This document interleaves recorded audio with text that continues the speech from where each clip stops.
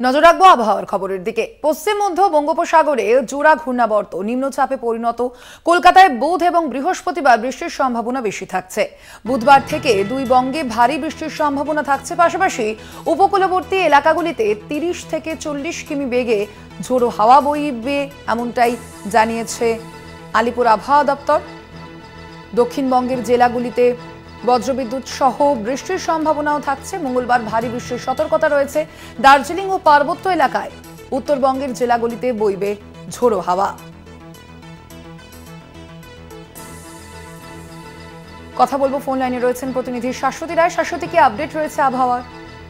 দেখো, যে জোড়া ঘূর্ণাবর্তের অবস্থান রয়েছে পশ্চিম মধ্য বঙ্গোপসাগরের উপর, সেটি একটি নিম্নচাপে পরিণত হচ্ছে এবং এই নিম্নচাপ প্রাথমিকভাবে পশ্চিম থেকে উত্তর পশ্চিম দিকে অগ্রসর হবে, যার এই সিস্টেমের কিছুটা অংশ যেটি দক্ষিণ পশ্চিম দিকেও প্রভাব ফেলতে পারে, যার জেরে কলকাতা সহ দক্ষিণবঙ্গের উপকূলবর্তী জেলাগুলি এবং পশ্চিমের জেলাগুলিতে ভারী বৃষ্টির পূর্বাভাস জারি থাকছে। তবে আজকে কলকাতা সহ দক্ষিণবঙ্গের বেশিরভাগ জায়গায় হালকা থেকে মাঝারি বৃষ্টির সম্ভাবনা।